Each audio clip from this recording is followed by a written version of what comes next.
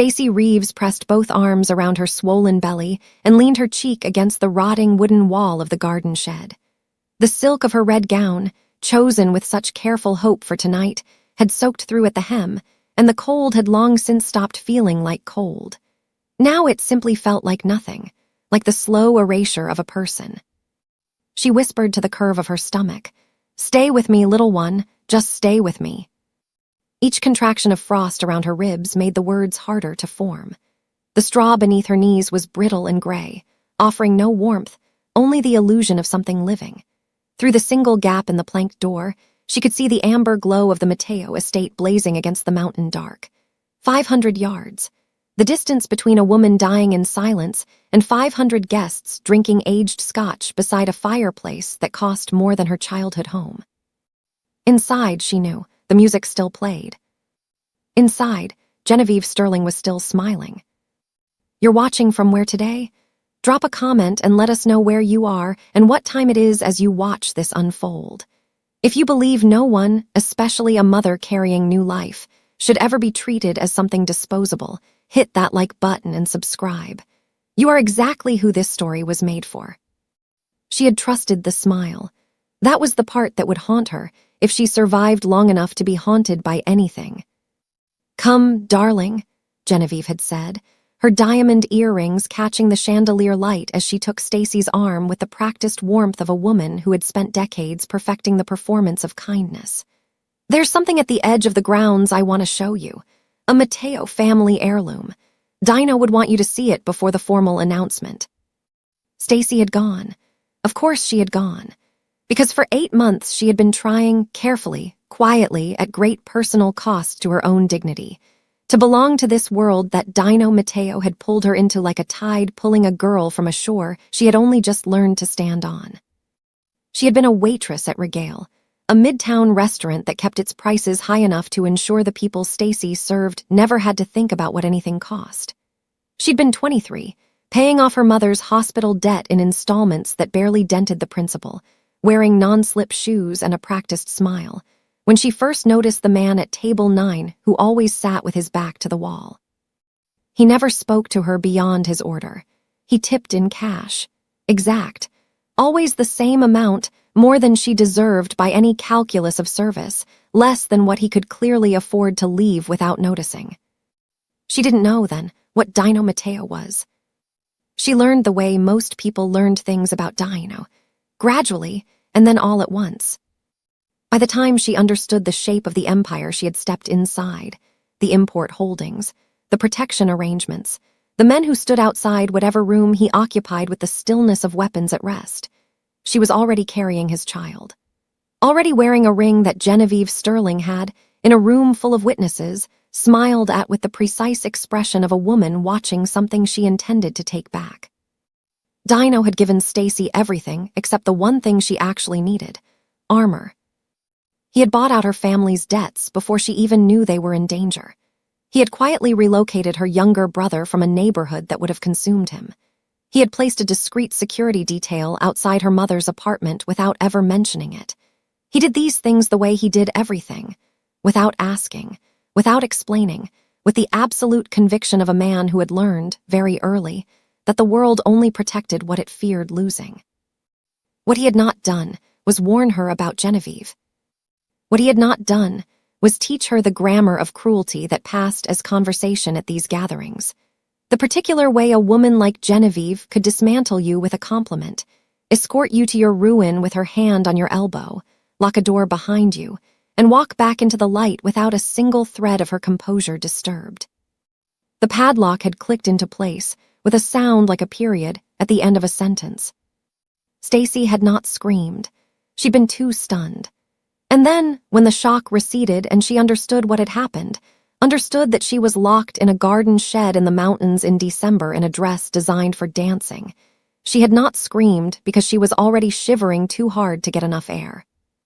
Now, 40 minutes later, she pressed her forehead to her knees and breathed in slow counts. The baby moved. A small, insistent push against her ribs as if to say, "I'm still here. Don't stop." "I know," she whispered. "I know I'm not stopping." Inside the Mateo estate, The jazz quartet had shifted into something slower. The kind of music that meant the evening had reached its most comfortable hour. Guests well-fed, well-watered, pleasantly insulated from the fact that outside the floor-to-ceiling windows, a blizzard was beginning to descend on the mountain. Dino Matteo stood at the far end of the ballroom with a glass he had not touched in 20 minutes. He was not a man who fidgeted. His stillness was not the stillness of peace. It was the stillness of something calibrated, of a system running constant, invisible calculations. His second, Marco, had learned years ago that the most dangerous version of Dino was not the one who raised his voice. It was the one who went very, very quiet while his eyes moved. His eyes were moving now. He had not seen Stacy in. He checked the clock above the bar, 34 minutes. In a room she was comfortable in, Stacy disappeared for 2 minutes at a time, maximum.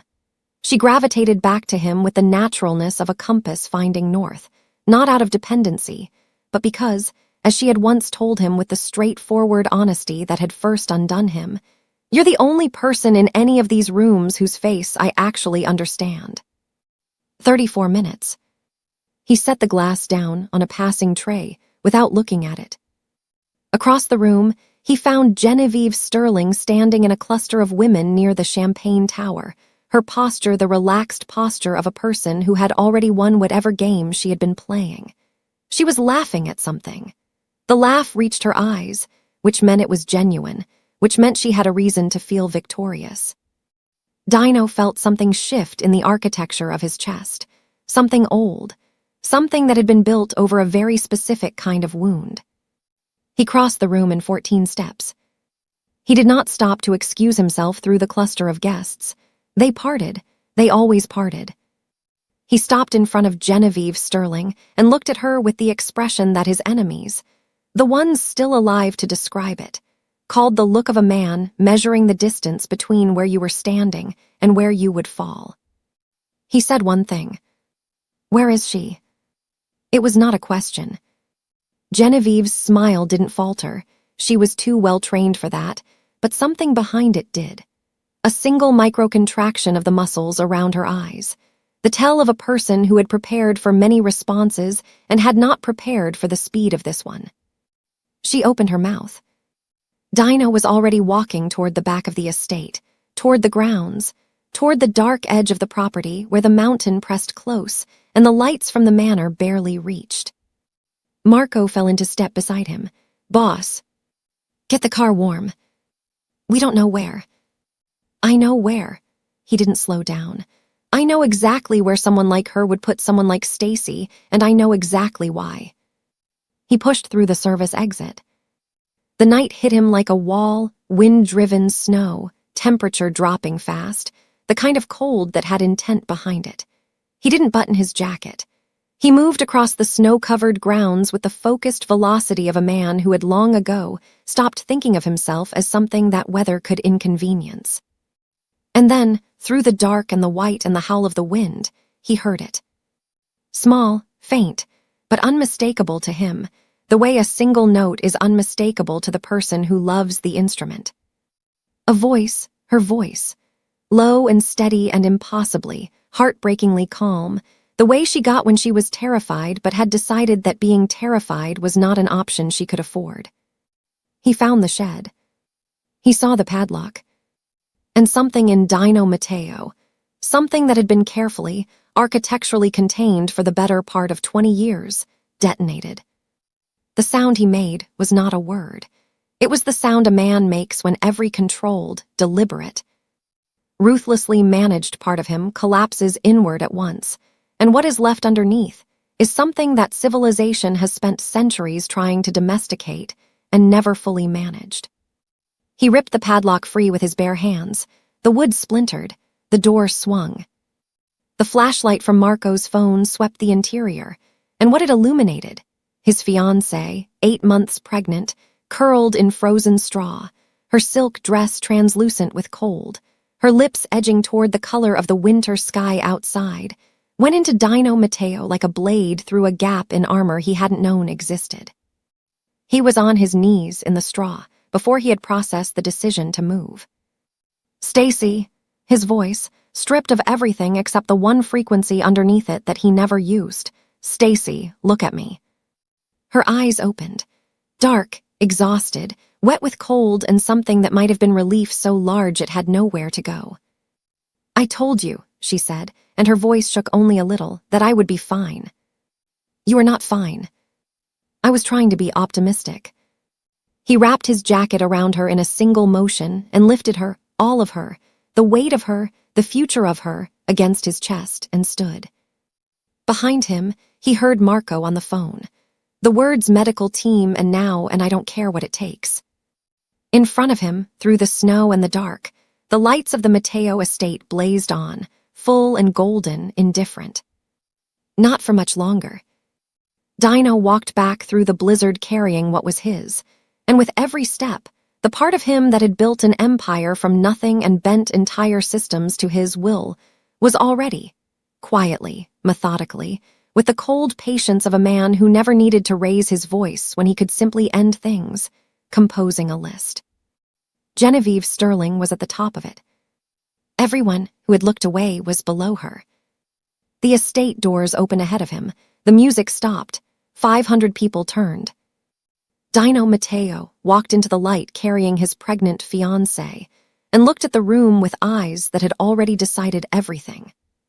"My fiancée," he said, his voice carrying the full, terrible quiet of it, "required medical attention while your champagne stayed warm." He let that land. "I suggest," he continued, "that you all enjoy the remainder of this evening. It will be the last event you attend under my hospitality." He kept walking. He didn't look back. If you believe that a real protector moves mountains, not just mountains of snow, but mountains of power, money, and corrupt silence, comment, he showed up below. Subscribe so you don't miss what Dino does next. Because what comes for Genevieve Sterling and everyone who enabled her is not rage. It's something far, far colder. The medical team had taken Stacy to the East Wing, the warmest room in the estate. Dino had ensured that before the night began, back when ensuring things felt like enough. And now, he stood in the hallway outside her door with his ruined jacket hanging from one hand and the specific stillness of a man conducting a private trial inside his own skull. Marco stood a respectful distance away, close enough to be useful, far enough to understand that what was happening behind Dino's eyes was not a conversation anyone else was invited to. The padlock was still in Dino's other hand. He hadn't put it down. He wasn't sure why, except that it was evidence, not for a court. He had no use for courts, but for himself. For the precise and unflinching accounting he was currently running of every decision he had made over the past 2 years that had led to a padlock on a garden shed and his pregnant fiancée turning the color of winter inside it. He found the first failure quickly. He always found his failures quickly. It was one of the disciplines he had built early, because a man who flinched from his own mistakes in this business was simply a man waiting to be buried by them. The first failure was the assumption. He had assumed the threat would look like every other threat in his life. It would have shoulders. It would be armed. It would come through a door or a window or along a supply chain, and his systems, the ones he had spent 15 years building and another 5 years reinforcing, would catch it before it reached anything he loved. He had structured his entire world around that assumption. He had never once considered that the thing that would reach Stacy would come wearing chandelier diamonds and a social smile, moving through his own ballroom with an invitation he had personally signed. He closed his hand around the padlock until the metal edge bit into his palm. He had met Stacy on a Tuesday. He remembered that with the strange precision with which he remembered things that had mattered before he knew they would matter. Tuesday, October. She had been working the late section at Regale because, he later learned, she had traded shifts with a colleague who needed Sunday mornings free for a custody arrangement. That was Stacy, absorbing inconvenience on behalf of people she barely knew, rearranging herself around other people's needs, with a generosity so habitual she didn't seem to notice she was doing it. He had noticed. He had come in because Regale's owner, a man named Carlucci, was 3 months behind on a protection arrangement and Dino had decided to make his continued patience visible by simply occupying a table. It was the kind of message that didn't require words. It rarely required more than one visit.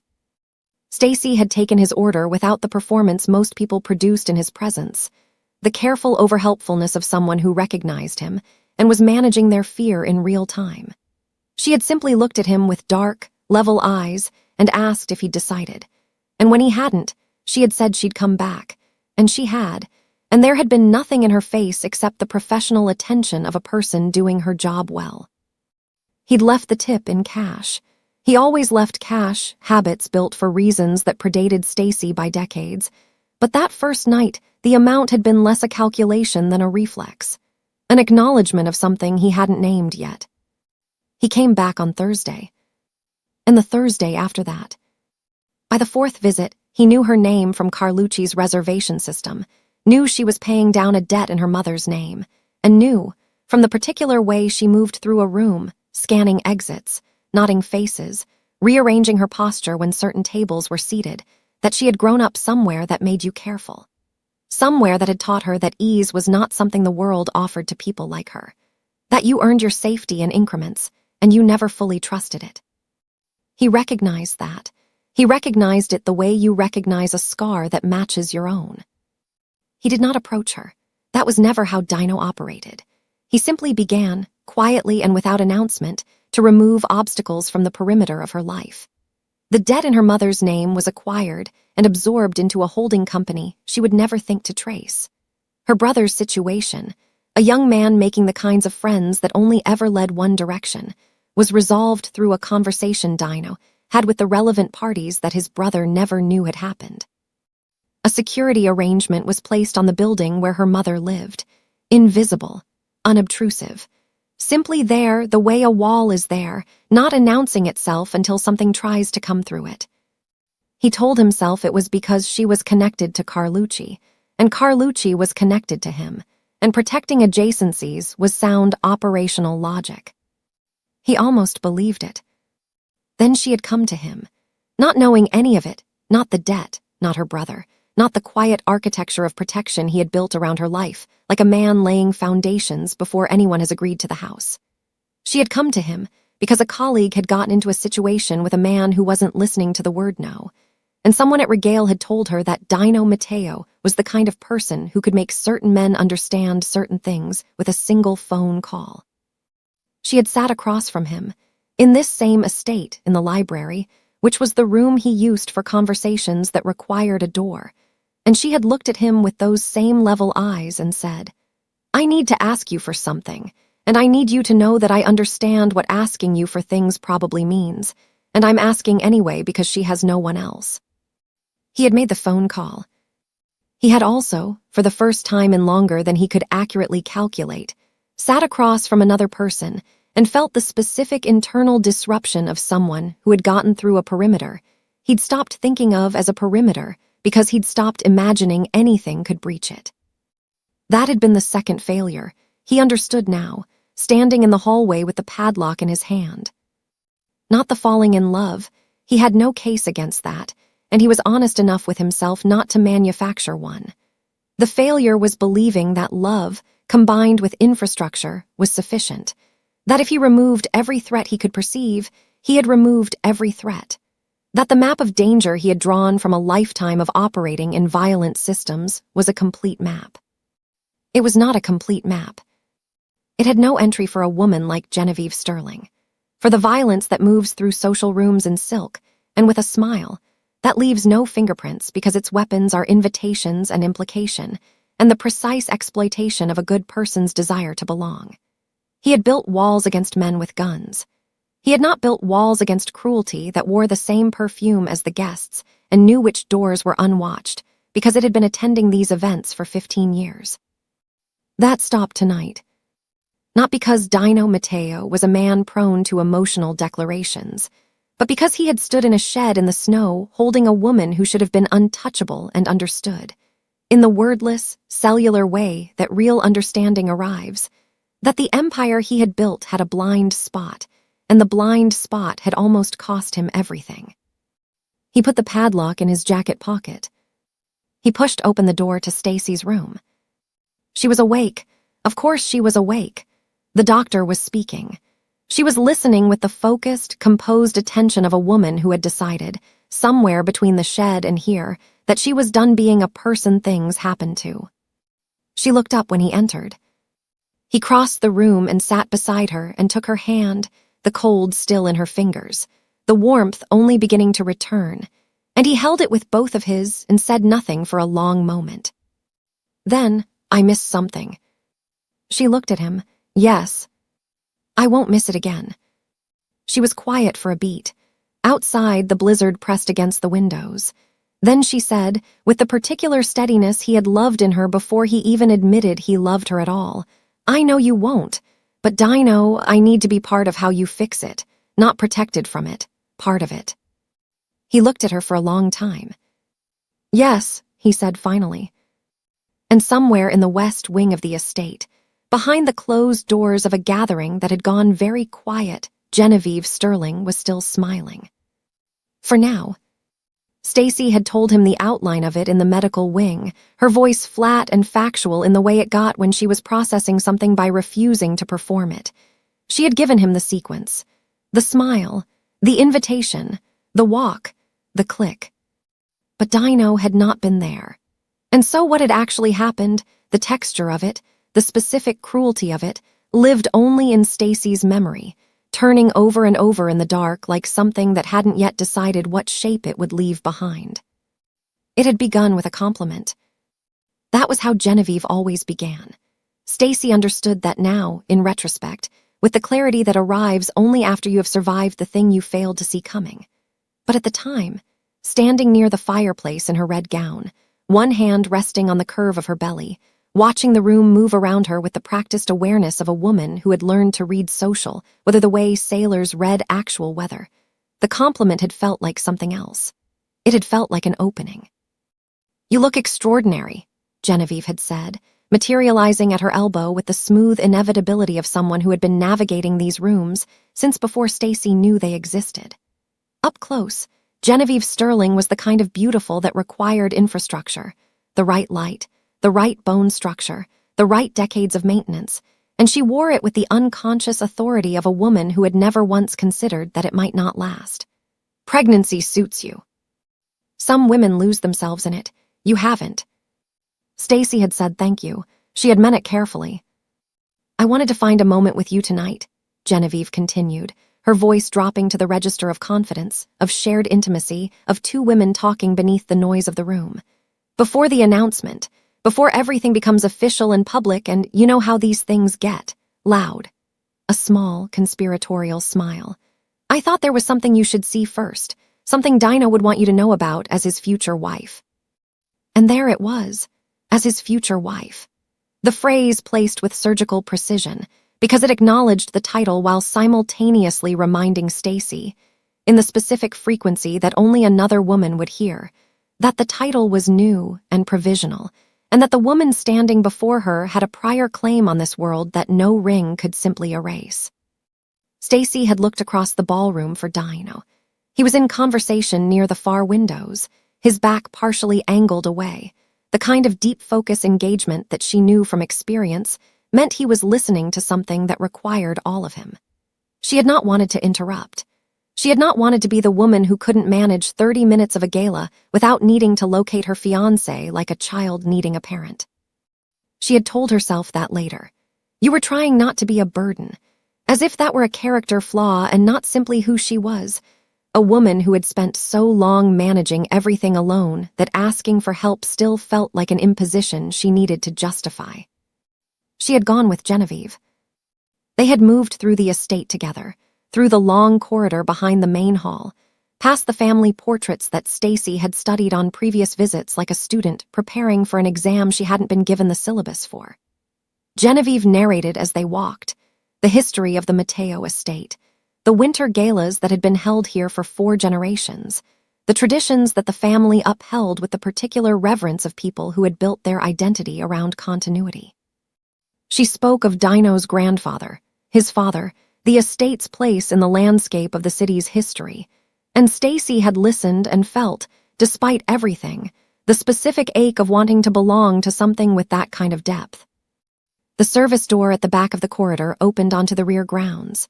The cold had come in immediately, sharp and immediate, a different quality of cold than the mountain air she'd briefly felt arriving that evening. This was the cold of open exposure, of a blizzard still 2 hours away, but already sending its scouts ahead. "It's just at the edge of the garden," Genevieve said, pulling her fur stole closer with one gloved hand. "An original structure from the estate's first decade. Dino keeps it for sentimental reasons. His grandfather used it as a well, you'll see. It will mean more when you see it." The path from the service door to the shed was perhaps 40 yards across a stone-flagged walkway that the groundskeeping staff had cleared earlier in the evening, though snow was already reclaiming the edges. Genevieve moved with assurance, her heels somehow navigating the surface with the ease of a woman who had walked this property many times before, in many seasons, and knew its geography the way you only know a place you once considered your own. The shed was small and dark at the garden's far boundary, pressed against the stone perimeter wall where the landscape lighting didn't reach. Weathered wood, a low roof already wearing an inch of snow, a door fitted with a heavy iron latch that Stacy noted, in passing, looked newer than the structure around it. Genevieve unlatched it and pushed it open with one hand, gesturing inside with the other. "After you." The interior was dark. Stacy stepped in and her eyes adjusted, straw on the ground, a low ceiling, the smell of cold wood and something organic and old. She turned, looking for the artifact, the object, the thing that had given this walk its purpose. There was nothing, an empty shed, straw and dark and cold. She turned back toward the door. Genevieve was standing in the frame and her face had changed. Not dramatically, she wasn't a woman who did anything dramatically, which was, Stacy would later understand, the most frightening thing about her. It was a small change. The social warmth simply withdrew, the way a tide withdraws, revealing what the surface had been covering all along. What was underneath was not rage. It was not passion. It was something far more considered than either. It was satisfaction. "The Mateo women," Genevieve said, in the same composed conversational tone she had used all evening, "have always been tested before they were accepted. Consider this yours." Then she stepped back and pulled the door closed, and Stacy heard the sound that would live in her memory for the rest of her life. The small, definitive, almost delicate sound of a padlock clicking shut. She did not panic immediately. That came later, and even then it was not the blind, consuming panic she might have expected. It was the tight, focused panic of a person running calculations. She tested the door twice. She called out once, sharply, knowing already it would reach no one. She looked for gaps in the wall. There were several thin gray lines of outside, where the planking had warped and separated over decades. And through one she could see the lit windows of the estate blazing distantly in the dark. She sat down in the straw, because standing was using warmth she could not afford to spend. The temperature dropped. It dropped with the indifference of a natural process that had no opinion about what it was happening to. The straw had no warmth in it. It was frozen through, brittle under her hands, offering the texture of warmth and none of the substance. Her gown, designed for the heated interior of a mountain estate, was not a garment that had ever been intended to negotiate with a blizzard. The silk that had looked so precisely right under chandeliers now lay against her skin like a second layer of cold. She pressed her arms around her belly and breathed in counts. "I'm here," she told the child. "I'm thinking, I'm not stopping." The moon came out briefly between clouds and laid a pale, indifferent light across the snow outside the shed's gap boards. Inside, the dark was nearly complete. Outside, the estate burned warm and gold, and 500 yards had never in Stacy's life felt like such an absolute and uncrossable distance. She thought about Dino. She thought about the way he moved through a room and how the room changed around him without him seeming to try. She thought about the first time he had looked at her, really looked at her, not the performance of attention but the actual thing, and how she had felt it land somewhere beneath her sternum like a key finding a lock she hadn't known was there. She thought, "Find me." She thought, "I know you will. I just need to still be here when you do." The cold tightened, The baby moved. She held on. He had been gone from Stacy's side for 11 minutes before the first thing registered.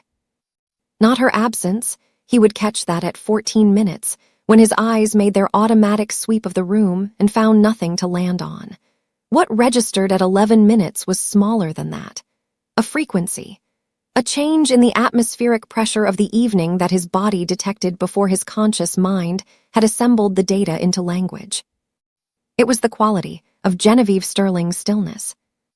He was mid-conversation with Aurelio Vespa, a man whose shipping interests and Dino's own overlapped in ways that required periodic maintenance, and he was giving Vespa approximately 40% of his attention, which was, for this conversation, more than sufficient, when his peripheral awareness, the part that never fully clocked off regardless of how civilized the setting, snagged on something across the room and held. Genevieve was standing with her usual cluster, 3 women whose names Dino knew and whose husbands' finances he knew better, and she was laughing at something. But it was the posture underneath the laugh that caught him, the particular quality of a person who has set something in motion and is now simply waiting for the results to arrive. He had seen that posture across negotiating tables. He had seen it on men who had placed a bet they were certain of and were enjoying the interval before collection. He had never expected to see it on Genevieve Sterling at his own gala, wearing his family's invitation in a room full of his people. He excused himself from Vespa mid-sentence. Vespa, who had known Dino long enough to understand what that meant, did not appear offended. Dino moved through the room, and his eyes ran their inventory as he walked. The guests nearest the fireplace, the staff at the bar, the cluster near the string quartet, the door's main entry, service corridor, the glass panels to the rear terrace.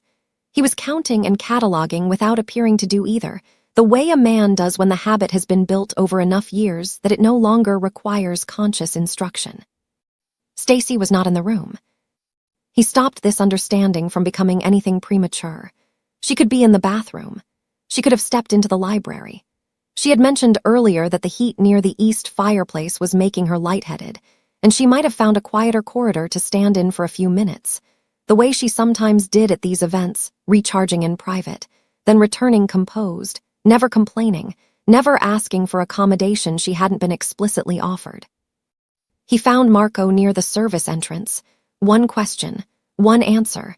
Marco had not seen her leave. Neither had the 2 men stationed at the main door. Neither had the one near the terrace. 14 minutes had become 20.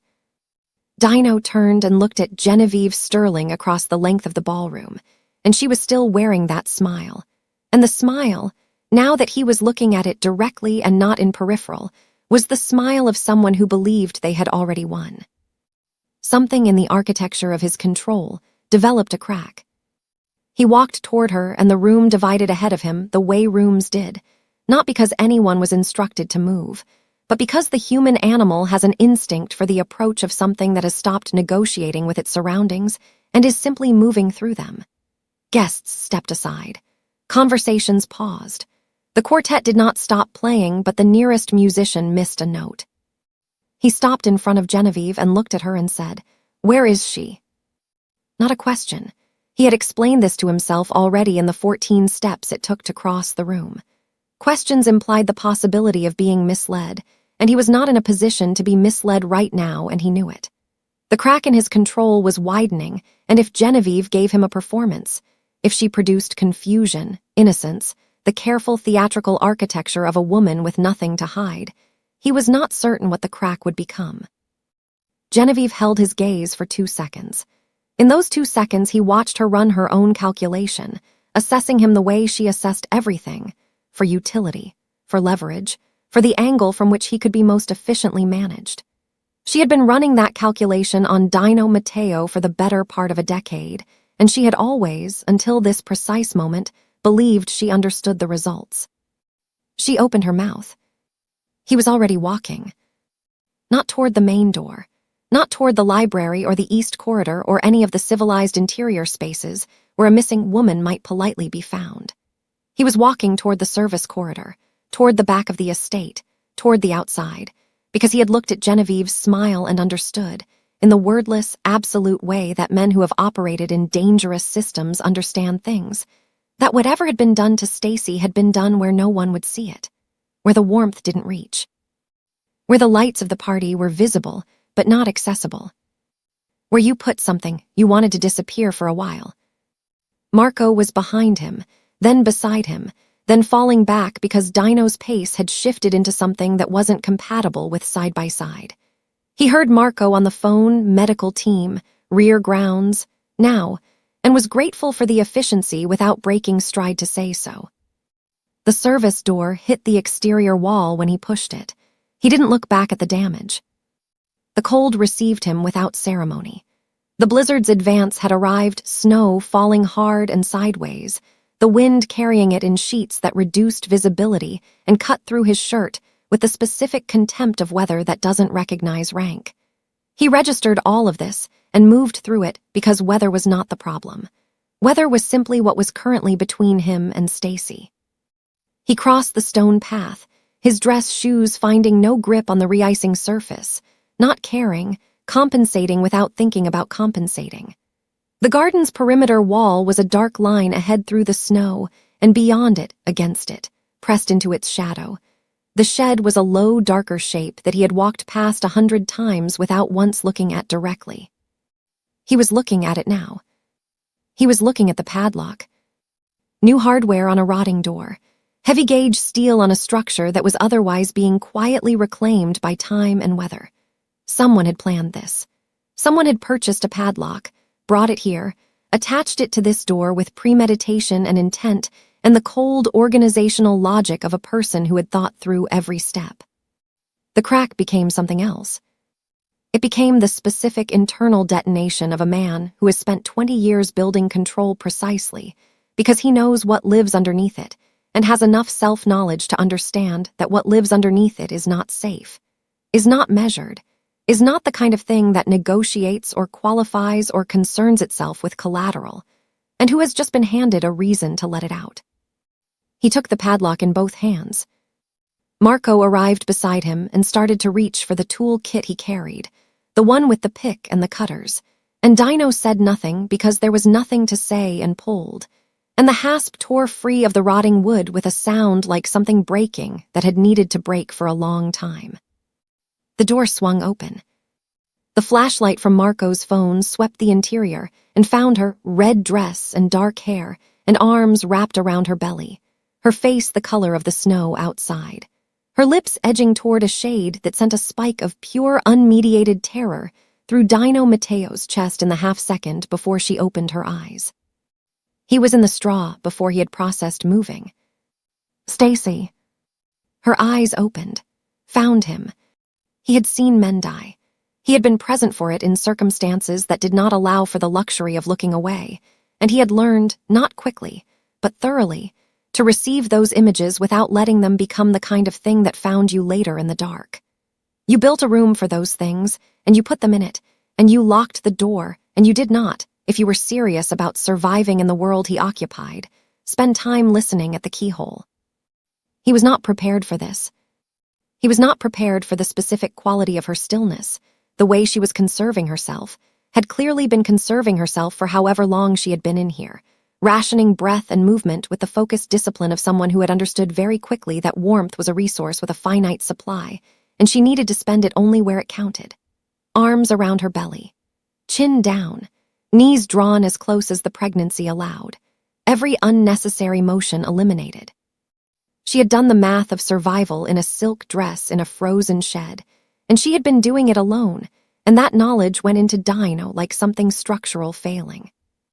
He was in the straw beside her before any of it had fully resolved into thought.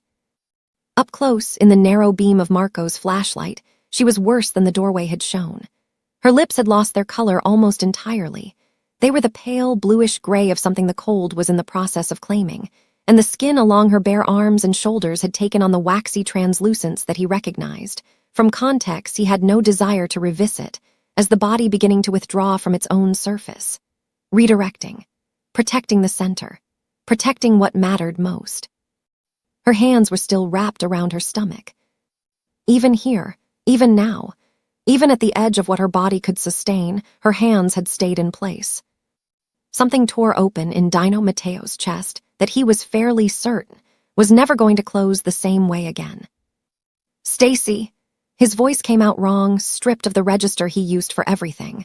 The controlled, measured, temperature-regulated voice that he had built over 20 years of understanding that how you sounded in a room determined what the room did.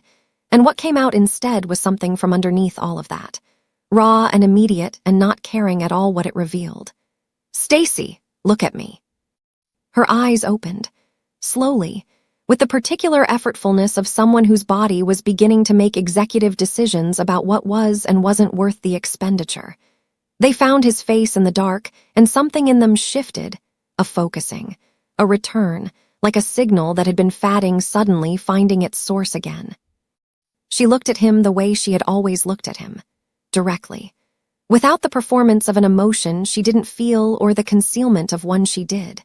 It was the thing about her that had undone him from the beginning, and it undid him now, here, in the straw and the cold and the dark. "You're late," she said. Her voice was barely above a whisper, and it shook with the cold but the dryness in it. The characteristic, undefeatable dryness that was as essentially Stacy as her eyes or her hands was intact. Fully intact. As if whatever had been done to her tonight had not managed to touch the core of her, had only gotten as far as the surface before running into something it couldn't move. He made a sound. He wasn't sure afterward what kind of sound it was. The closest he could come to describing it was that it was the sound of a man who has maintained a particular internal architecture for 2 decades, feeling that architecture come apart all at once. He got his jacket off in 2 seconds and wrapped it around her shoulders, around her arms, pulling it closed over her stomach with hands that were.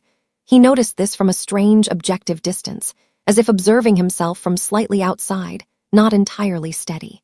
His hands, which had been steady in conditions that would not bear describing, were not entirely steady right now.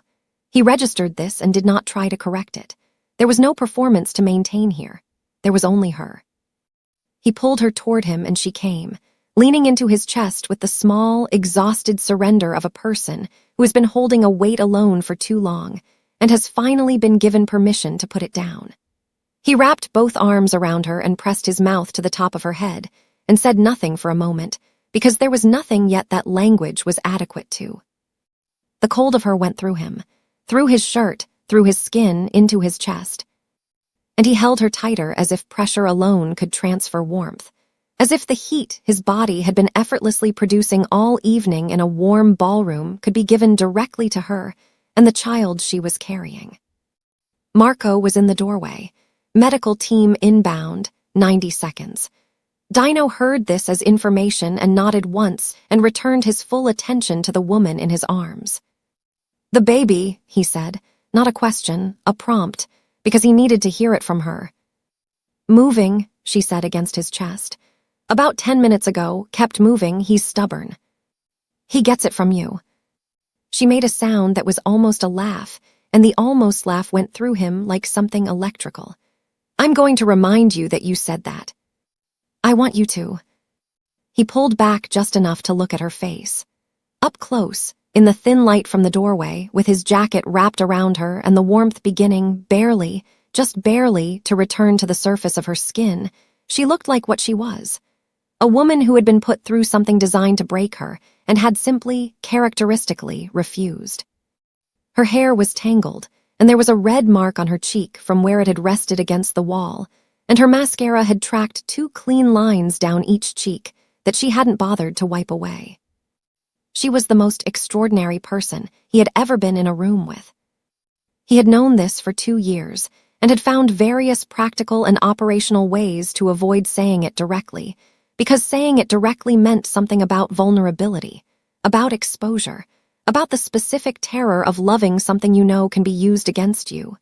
A terror he had more reason than most to understand. He looked at her now, in the shed, in the snow, in the wreckage of the evening that Genevieve Sterling had engineered with such careful satisfaction, and he was done with the practical ways of not saying things. "You are never," he said, his voice low and entirely unguarded, "going to be alone in a room I don't know about again. Not a room, not a corridor, not a garden, not a conversation. You are the most important thing in my world, and I have been behaving as if the most important thing in my world could afford to be unguarded, and that ends tonight." She held his gaze. The color was coming back to her lips, slowly, degree by degree, and her eyes were fully present now, fully hers, the cold losing its grip in increments. "Dino," she said. "Yes. I need you to know that I'm not going to spend the rest of my life being the thing you guard." He looked at her for a long moment. "No," he agreed. "You're going to be the thing I fight beside." Outside, through the dark and the snow, the medical team's flashlights swept across the garden path. Inside the estate, 500 people were sitting with the knowledge of what had happened and no idea yet of what it was going to cost them. Dino stood, lifting Stacy against his chest, and stepped out of the shed and into the blizzard, and did not look back at the rotting structure or the broken padlock or the straw that had been the floor of his greatest failure. He looked forward, toward the light, toward the reckoning. His shirt was open at the collar, and the snow hit the tattoos along his throat and chest, and he did not feel the cold at all. The estate's east wing had been prepared for the night as a guest suite, fire already built, linens already turned, the kind of effortless luxury that required an invisible army of preparation to appear effortless. Dino had requisitioned it for Stacy within 4 minutes of coming through the main doors, and the staff, reading his face with the accuracy of people whose professional survival depended on reading it correctly, had cleared the corridor before he reached it. He had carried her through the ballroom. He had not taken the service route, had not used the side corridor, had not made any of the practical, discrete calculations that normally governed how he moved through spaces containing witnesses. He had walked through the center of his own gala with Stacy against his chest, and his shirt open, and the snow melting off both of them onto the marble floor, and he had looked at no one and through everyone, and the room had understood what it was being shown. Now she was on the bed, and the medical team was working, and Dino was exactly where the lead physician, a man named Reeves who had been on Dino's private medical retainer for 6 years, had told him not to be, which was to say directly beside her, his back against the headboard. Stacy drawn against his side with both his arms around her, and the duvet pulled to her chin, while Reeves worked around this arrangement with the resigned pragmatism of a man who had learned that some instructions were not going to be followed and had adjusted his methodology accordingly. The warming protocol required heat transfer.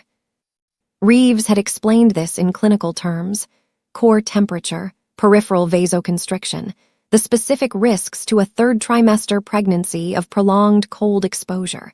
And Dino had listened to all of it with complete attention and had then positioned himself as the heat source, which Reeves had not precisely recommended and had not precisely argued against, because the alternative was arguing with Dino Matteo about where Dino Matteo was allowed to sit in a room that Dino Matteo owned, while holding a woman that Dino Matteo was not going to release, and Reeves had done the calculation quickly and correctly. The warmth came back to her in stages. Dino felt it, her skin against his arm, the incremental return of temperature that he tracked with a focus he normally reserved for things with significantly higher tactical stakes, and had never in his life applied to something that mattered this much. Each degree felt like a negotiation one. Each small adjustment of her breathing, deeper, steadier, less effortful, felt like a reprieve from something he had not realized he'd been bracing for until the bracing began to ease. She had stopped shivering. That was the first milestone. Reeves had said shivering was the body doing its job, which Dino had received as information and found entirely unsatisfying as comfort. But when it stopped and Reeves nodded once, the nod of a man updating his assessment in a favorable direction, Dino allowed himself to exhale fully for the first time since he had read Genevieve Sterling's smile across a ballroom and understood what it meant. Stacy's hand found his under the duvet. She laced her fingers through his without looking at him, the way people reach for things in the dark that they know will be there, not checking, just taking hold. He tightened his grip and said nothing because nothing was required. It was Marco who brought him the information. He appeared in the doorway 40 minutes after they'd settled, his expression carrying the specific careful neutrality of a man delivering something that he knows is going to change the temperature of the room. And he waited until Dino made eye contact, and then said, quietly, that Dr. Adami had arrived downstairs. Stacy's obstetrician. The man who should have been at the gala Dino had personally ensured his invitation, had confirmed his attendance twice through his assistant, had wanted him present and proximate for the entirety of the evening for exactly the reason that now seemed, in retrospect, to have been a premonition rather than standard precaution. Adami had canceled that afternoon. A family emergency, his office had said. Sudden and unavoidable. Dino looked at Marco, and Marco's expression told him the rest before the words arrived. It wasn't a family emergency, Dino said. No. Stacy had turned her head. She was listening with her eyes open and her face still, the way she listened when she was absorbing something and had decided not to perform a reaction until she understood the full shape of what she was reacting to. Tell me, Dino said. Marco stepped inside and closed the door. Adami, he explained, had received a call at 2 in the afternoon from a blocked number. The voice on the call had been female. The message had been structured as information rather than threat, framed, specifically, in the language of concern. There were people at the Mateo Gala, the voice had said, who were uncomfortable with Adami's presence. People who felt that his attendance implied a level of intimacy with the Mateo household that might attract the wrong kind of attention to a medical practice that surely valued its discretion. It would be a shame, the voice had continued, in the tone of someone for whom shame was a weapon they had long since learned to deploy with precision. It would be a shame if the details of certain patient relationships were to become less discreet than they had been. Adami had 3 patients whose confidentiality, if compromised, would end careers. Not his career, their careers. He had spent 30 years building a practice on the absolute bedrock of that confidentiality, and the call had found the specific pressure point with the accuracy of someone who had done their research. He had canceled. He had then spent 4 hours unable to locate the number, unable to verify the threat, unable to call Stacy directly because he had no contact for her outside of the Mateo household channels, and had finally driven to the estate when the news reached him through a colleague that something had happened at the gala and Stacy had required emergency medical attention. He was downstairs. He was, Marco said, not entirely composed. Dino sat with this information for a moment. He was aware of Stacy's hand in his, of her breathing, of the fire doing its quiet work in the grate, and the blizzard doing its quiet work outside the window. He was aware of all of these things, and he was also aware of the specific cold clarity that descended on him when something resolved from ambiguity into fact, when the shape of what had been done to him became fully visible, and the question shifted from what happened to what happens next. Genevieve Sterling had not acted impulsively. She had not acted in the heat of jealousy or the blindness of a bad night and too much champagne. She had planned this. She had identified Stacy's obstetrician, researched his vulnerabilities, made a call, manufactured an absence, and then escorted a heavily pregnant woman into a frozen shed, knowing that the medical professional positioned to respond was already neutralized.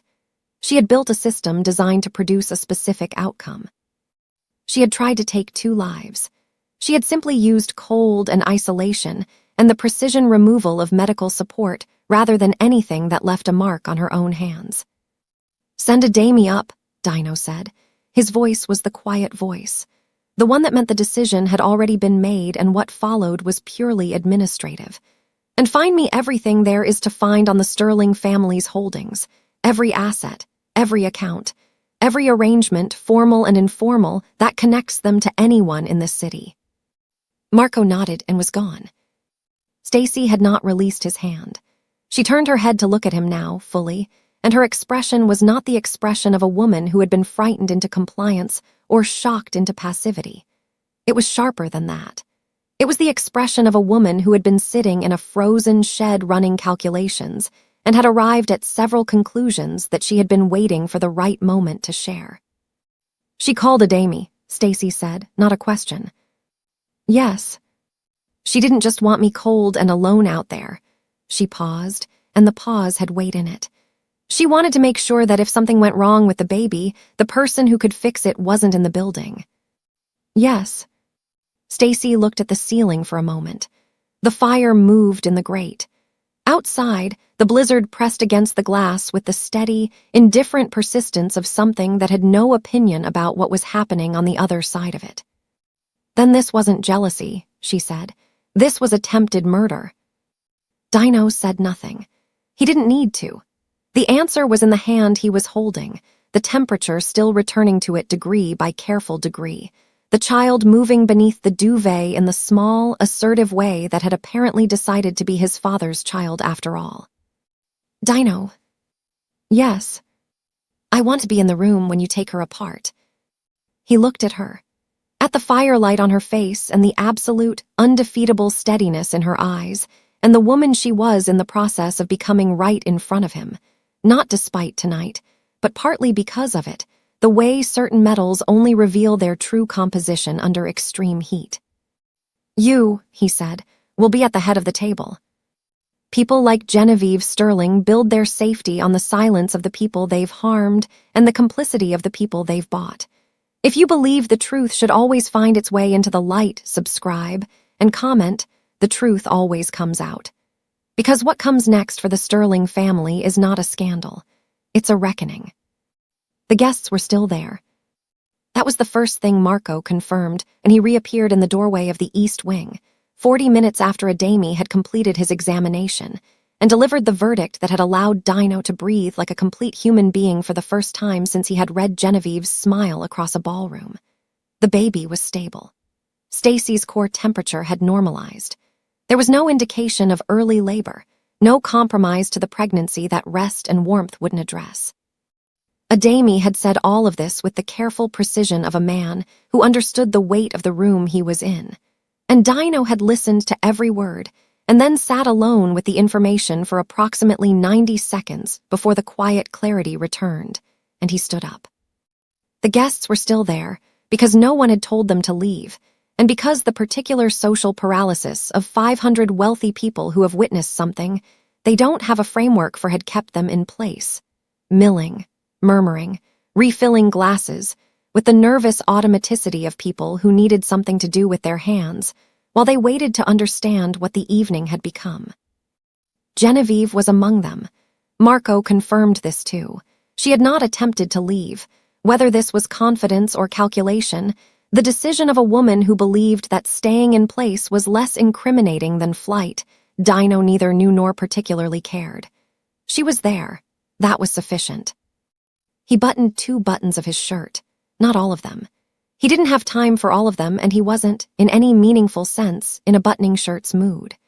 He looked at himself in the mirror above the East Wing dresser for exactly 1 second, the tattoos visible above the open collar, the snow-dried marks on the fabric, the expression of a man who has made a complete and irrevocable decision, and then he walked out. The corridor to the main hall took 40 seconds at his current pace. Staff cleared from his path, not because they'd been instructed to, but because they understood, with the fluency of people who had worked in proximity to real power for long enough to learn its grammar, that this was not a moment to be in the way of. He came through the main arch into the ballroom, and the room did what rooms did when he entered them under normal circumstances, attended, shifted, oriented, and then it did something additional, something he had not seen a room do in some years, which was go genuinely, completely, not a performance quiet. The quartet stopped, not because anyone signaled them, because the first violinist looked up, saw Dino Mateo's face, and her bow simply stilled on the strings. He stood at the head of the room and looked at 500 people, and let the silence run for long enough that it became its own statement. Then he spoke at a volume that required no amplification, because the room was that quiet, and he was that practiced at being heard. My fiancé, he said, spent 43 minutes in a frozen shed on the edge of this property tonight while you drank my scotch. She is 8 months pregnant. She went in through the hospitality of someone in this room who used my invitation as the instrument of an attack on my family. No one moved. Someone near the champagne tower set their glass down with a small sound that was, in the silence, enormously loud. I want to be precise about what I'm telling you, Dino continued. Because I am not a man who speaks imprecisely about things that matter. Stacy Reeves is my fiancée. She is the mother of my heir. She is, as of tonight, the queen of this estate and every interest connected to it, and anyone who has spent the past 8 months treating her as something provisional, something to be tested, managed, condescended to, or disposed of, has been operating under a misapprehension that ends now. His eyes moved across the room, deliberate, landing on specific faces long enough for those faces to understand they had been seen and catalogued, and that the catalog was being retained. You were guests in my home. You ate my food and drank my wine and watched a pregnant woman disappear from this room, and no one, not one person in this room, came to find me. The silence had a different quality now. It had the quality of people who were reassessing, rapidly and with some urgency, every decision they had made over the course of the evening. That tells me something, Dino said. It tells me exactly what I need to know about who in this room is capable of what, and I have a very good memory. He let that land. Then he looked, for the first and only time since entering the room, directly at Genevieve Sterling. She was standing in the cluster where he had left her, hours ago, in what felt now like a different geological era. The smile was gone. What was in its place was the expression of a woman who had run every available calculation and arrived at the understanding that none of them resolved favorably. She was still composed. She would be composed at her own execution, he suspected. It was simply structural at this point, but underneath the composure something had shifted. The confidence of a person who has placed a winning bet had been replaced by the stillness of a person waiting to find out what losing actually costs. He held her gaze for 3 seconds. He did not speak to her. There was nothing he wanted to say to Genevieve Sterling in a room full of witnesses that couldn't be better expressed through other means. He looked away, back to the room. "The evening is over," he said. "You're welcome to stay until your cars arrive. I suggest you use the time to reflect on what your association with the Sterling family has cost you, and what continued association will cost you going forward." He turned and walked back toward the corridor. Behind him, he heard the room begin to breathe again, the fractured, collective exhale of people who had been holding themselves very still, and were now beginning to process what they had just been told about the new order of things. He heard the specific sound of social calculations being revised in real time. The Sterling name had carried weight in the city for 3 generations. It had purchased access, protection, association. It had been, for people in this room, a thing worth cultivating. He could already hear, in the quality of the murmuring that rose behind him, the sound of people beginning to decide it wasn't. By midnight, Marco had assembled the preliminary picture of Sterling Holdings, and it was, as these things often were when you finally held them up to proper light, both more extensive and more fragile than its surface suggested. 3 commercial properties in the financial district, 2 of which carried debt instruments held by institutions that had other, deeper relationships with the Mateo organization. A logistics company whose primary contracts ran through a port authority where Dino's influence was, to put it gently, foundational. A charitable foundation whose board included 4 names that Dino recognized immediately as men who would not want their connection to the Sterling family examined too closely in the current climate. Dino sat at the desk in the estate study with Marco across from him and a laptop open between them and worked through it the way he worked through everything. Systematically, without hurry, without emotion, with the focused dispassion of a man who has always understood that the most complete kind of power is not the kind that announces itself, but the kind that simply removes every support structure a person is standing on and waits for gravity to do the rest. The commercial properties first. He placed 3 calls brief, factual, using the specific language that men in certain positions understood without requiring elaboration. And by the end of the 3rd, call the debt instruments on 2 of the properties had been quietly acquired, and the terms of repayment had been adjusted to a timeline that would require immediate liquidation to meet. It was not illegal. It was simply the application of existing leverage that he had always possessed and had never previously had sufficient motivation to use. The logistics contracts next. 1 email to a contact at the Port Authority, referencing a compliance review that had been pending for several months and suggesting that the timing of its completion might benefit from some acceleration. His contact's response came in 11 minutes. The review would be completed by end of week. The contracts would not survive it. The foundation board members he left for last, not because they were least important, but because he wanted them to have enough time to hear, through the social channels that moved information in this city faster than any official wire, what was happening to the sterling commercial interests. He wanted them to come to him rather than requiring him to go to them. People made better decisions, in his experience, when they arrived at the table already understanding their position. He closed the laptop at 1 a.m. Marco looked at him across the desk. "The Sterling family will be insolvent within 90 days, he said. Not a question, an assessment. 60, Dino said. If they try to fight it, 45. He stood, straightened his cuffs, looked out the study window at the blizzard, which had reached its full expression now. The mountain entirely white, the grounds invisible, the world beyond the estate's walls reduced to the sound of wind and the occasional protest of a tree branch bearing more weight than it was designed to carry. Somewhere in the east wing, Stacy was sleeping. Adami had confirmed it before he left. Deep, genuine recovery sleep, the kind the body produces when it has been through something and has decided that the immediate crisis has passed and it can afford to repair. She was safe. The baby was safe. And by the time she woke, the first walls of the Sterling Empire would already be coming down. He had told her she would be at the head of the table. He intended to have the table ready for her when she arrived. The story came out on a Thursday. Not through any channel Dino controlled. He had, in fact, specifically chosen not to control it, which was itself a choice that had required more discipline than most of the operational decisions he had made in the past decade. He had learned, over many years of managing information in a city that ran on it, that the most credible version of a story was always the one that appeared to have escaped rather than been released. Managed narratives had a smell that certain people could detect.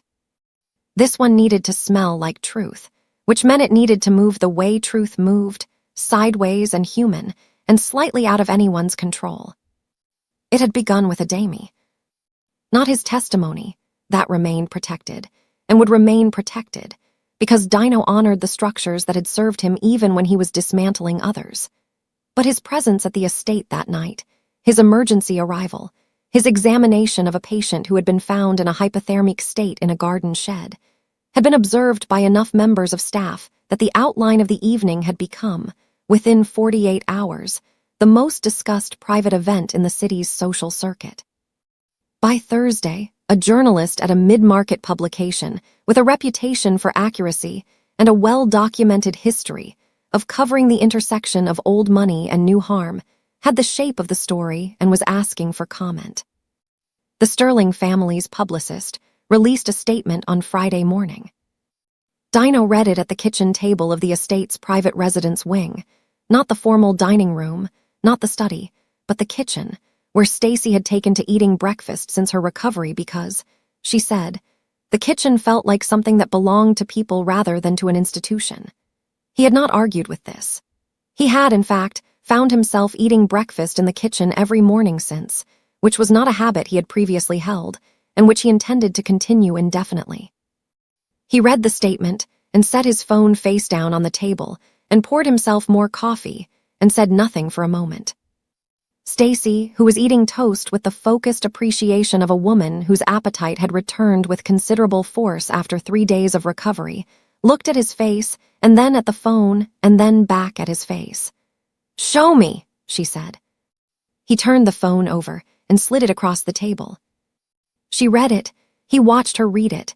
He watched the quality of her stillness change as she moved through the paragraphs, not becoming less still, but becoming a different kind of still. The kind that wasn't passivity but its opposite. The kind that was a person deciding something. The statement was elegant in the way that expensive legal and PR counsel could make ugly things elegant. It did not deny the events of the gala. The outline was already too widely known for denial to be viable. Instead, it reframed them. Genevieve Sterling, it explained, had been deeply concerned for some time about the welfare of Dino Matteo, a man she had known for 15 years and cared for as a close personal friend.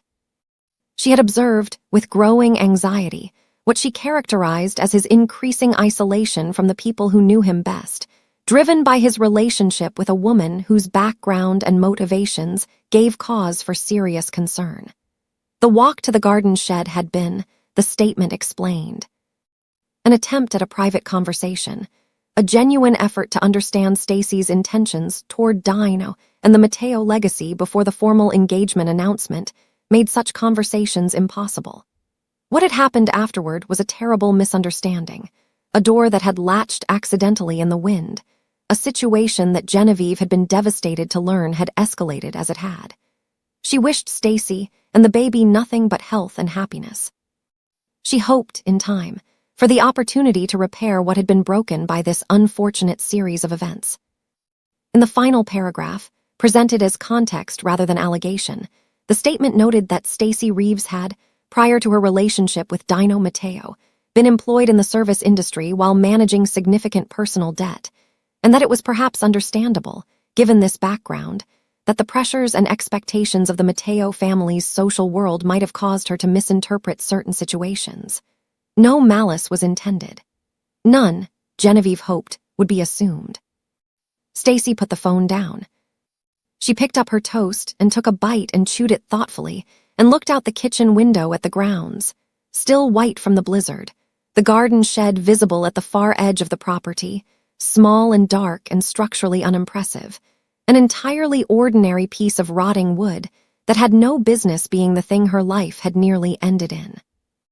"She's good," Stacy said. "Yes," Dino said. The wind latched the door. She said it without inflection. A brand new padlock latched itself in the wind. "The statement will not survive contact with the padlock's purchase receipt," Dino said, "which Marco has already located, bought 6 days ago, Sterling family credit account." Stacy nodded slowly. She was still looking out the window. "She's going to say I'm a gold digger," she said. "That's what the last paragraph is. It's not innuendo. It's the foundation of an argument. She's going to build a case that I targeted you, that the pregnancy was calculated, that everything I've done since meeting you has been in service of securing a position I was never qualified to hold." "Yes," Dino said, "and she will make that case to no one, because I will ensure that every venue through which she might make it is." "No." He stopped. Stacy turned from the window and looked at him across the kitchen table, and her expression was the one he had come to understand over the past days, was the expression that meant she had arrived at a position, and the position was not a starting point for negotiation, but a destination she had already reached and intended to remain at. "I need you to hear me," she said, "not as the person you protect, as your partner, as the person who is going to be sitting at the head of that table you promised me." He was quiet, listening. "If you make this disappear," she said, "then in 10 years, in 20, there will still be a version of this story that exists in the spaces where you couldn't reach. In the conversations people have in rooms where your name makes them careful, but doesn't make them honest. And that version will say that Dino Mateo's wife was a waitress who got lucky and had to be protected from the consequences of that, and that the woman who locked her in a shed was silenced by a man with enough money to silence anything." She paused. "I don't want that story. I want the true one." "The true one," Dino said carefully, "requires you to stand in front of people who will use your past as a weapon." "Yes." "People who will ask about the debt, about your family, about what you knew and when you knew it and what you were hoping to gain." "Yes," she didn't blink, "and I will answer every question, because the answers are not what she thinks they are, and the only way to prove that is to give them." Dino looked at her for a long moment. Outside, the grounds were white and still. The shed sat at its distance, latched now with a different lock. Evidence, Marco had tagged it the night of the gala, and it had not been touched since. He thought about the woman he had watched across a restaurant for 4 Tuesdays before he understood why he kept coming back. The woman who had sat across from him in his library and said, "I understand what asking you for things probably means, and I'm asking anyway." The woman who had held herself together in a frozen shed and said, "I'm not stopping," to a child who couldn't yet hear her. He thought about what it meant to stand beside something rather than in front of it. "What do you need from me?" he asked. Something shifted in her face, small and significant, the way the most important shifts always were. "A lawyer," she said. "The best one you know, and I want to be in every meeting." "Done. And I want the purchase receipt for the padlock. You'll have it this afternoon." She nodded, picked up her toast. "And Dino?" "Yes. When I walk into whatever room this happens in, I'm walking in as Stacy Mateo, not Stacy Reeves, not the waitress, not the commoner." She met his eyes. "Your name and mine together from the front." He reached across the table and took her hand. "From the front," he said. "Together." Genevieve Sterling had built her defense on the assumption that Stacy was a woman who could be made to feel small enough to disappear. It was the same assumption that had put a padlock on a garden shed door, the belief that the right application of social pressure, the right invocation of class and history and the architecture of who belonged where, could make a person doubt themselves into silence. She had, in this as in other things, fundamentally misread the situation. If you're exhausted by people who inflict harm and then perform victimhood when the bill arrives, comment, "Respect is earned," below. Because Stacy Reeves is done being the person this story happens to. Subscribe, because in the next chapter, she walks into the room and shows everyone exactly who she is. The deposition lasted 4 hours. Stacy had prepared for 6, which was either optimism about her own endurance or pessimism about the Sterling legal team's competence. She hadn't been sure which until she was actually in the room and found that it was both. She had sat across a conference table on the 32nd floor of a building that looked out over the city's financial district, with Dino's lawyer on her left, and Dino himself at the far end of the table, in a chair he had occupied with the stillness of a man who had decided that stillness was the most effective form of presence, and she had answered every question. Not defensively, not with the careful, hedged, over-lawyered non-answers that the Sterling team had clearly anticipated, based on the way their line of questioning kept circling back to the same pressure points, as if expecting to find, eventually, the place where she would flinch and retract and qualify.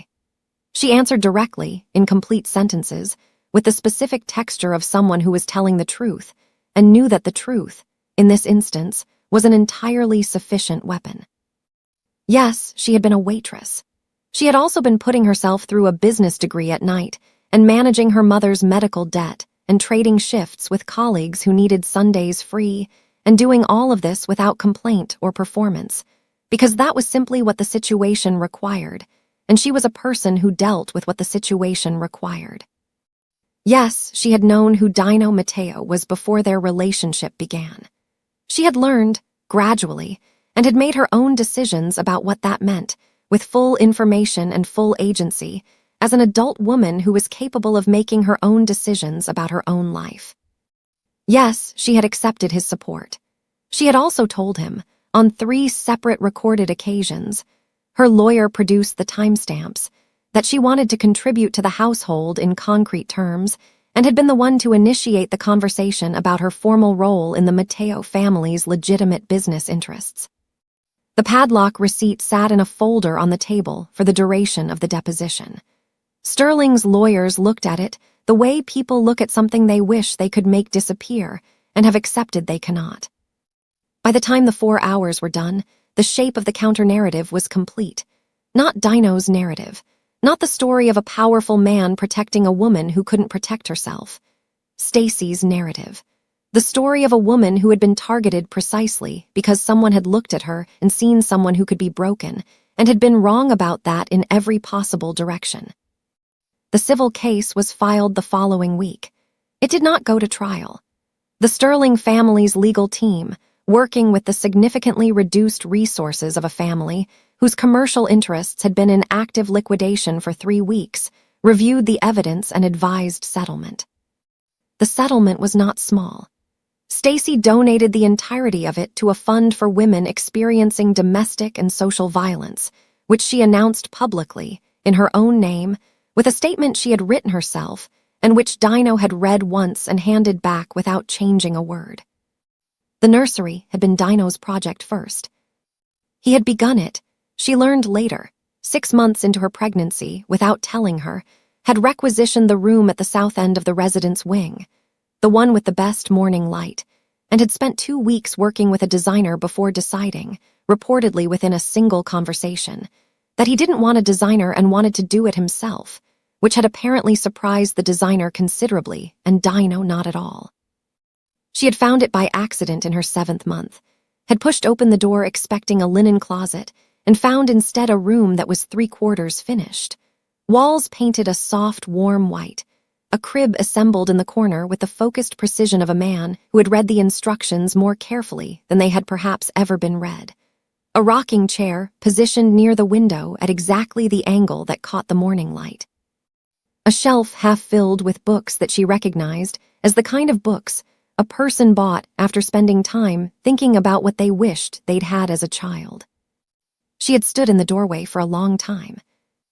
Then she had gone back that evening with a brush and a small pot of sage green paint, a color she had been carrying in her mind for months without knowing why, and she had painted a single long branch across the wall above the crib and small leaves along it, and she had done this badly and then progressively less badly, and then with the absorbed focus of someone who has found, in an unexpected moment, something they didn't know they needed to do.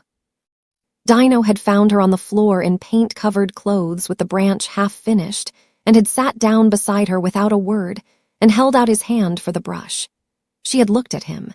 He had no particular artistic background that she was aware of. He had looked back at her with the expression that meant he had made a decision and was waiting for her to accept that the decision had been made. She had given him the brush. The branch he added was steadier than hers, the leaves less precise but somehow more alive.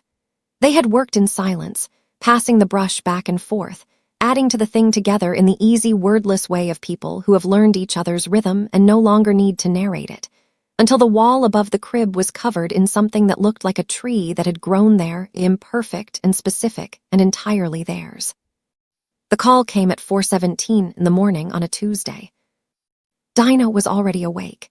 He had been awake for most of the night in the particular sleepless state of a man whose body had decided that rest was not an option compatible with what was about to happen, and he had spent the hours reading in the chair beside the bed, one hand resting near Stacy, until she had turned and looked at him in the dark and said its time in the calm, factual tone of someone reporting weather conditions, and he had been on his feet before she finished the sentence. The hospital was 20 minutes away. They made it in 14. What followed was not cinematic. It was long and unglamorous, and at several points very loud, and Dino, who had maintained composure in circumstances that had broken men with considerably more practice at being broken, found his composure tested in ways he had not anticipated and did not subsequently pretend had not tested it. He held Stacy's hand for 4 hours, and she told him, at the 2-hour mark, that he should breathe, which he found both unnecessary and entirely necessary in equal measure, and which made her almost laugh, even then. At 6:41 in the morning, in a room that smelled of antiseptic and new life, and the specific charged air of something beginning, their son arrived. He was, as Stacy had predicted, stubborn, had taken his time, had done things on his own schedule, had arrived into the world with the expression of someone who had decided how this was going to go, and had been vindicated. The nurse placed him against Stacy's chest, and she looked down at him with an expression that Dino had no prior reference for and understood immediately he would spend the rest of his life trying to deserve to witness. He put his hand on his son's back, felt the extraordinary fragile aliveness of him, felt the warmth that had been absent from that shed, from those 43 minutes, from the worst night of his life, present now in full and absolute abundance. Stacy looked up at him, dark eyes, level fully completely hers. "Partners," she said. He looked at her, at the woman who had survived Genevieve Sterling's cruelty and a frozen shed and a 4-hour deposition and the long, careful work of becoming a person his world hadn't been built for, until she built herself a place in it on her own terms, and felt something that the empire, the assets, the holdings, the careful architecture of power he had constructed over 20 years had never once produced. He felt like he had finally built the right thing. "Partners," he said. Outside the hospital window, the city was beginning its morning. Traffic finding its rhythm, light coming up over the skyline, the ordinary, extraordinary machinery of a world that didn't know or care that something had just shifted permanently inside a room on the 4th floor. The blizzard was 3 weeks gone. The Sterling name was in the process of being quietly removed from the buildings and foundations and social registers that had carried it for 3 generations. The nursery at the Mateo estate had a tree on the wall above the crib, painted badly and then less badly by 2 people who had figured it out together. Their son made a sound against his mother's chest, small and declarative and entirely unconcerned with any of it. Stacy laughed, really laughed, the way she had before the gala, before the shed, before all of it, unguarded and genuine, and lighting up the room without knowing it. Dino watched her and made no effort whatsoever to maintain composure. He didn't need to anymore. If this story proved anything, it's that love built on truth and partnership outlasts every system designed to destroy it. Subscribe for more stories of justice and transformation, and comment, "I choose love," below, because Dino and Stacy didn't just survive. They won, and they won together.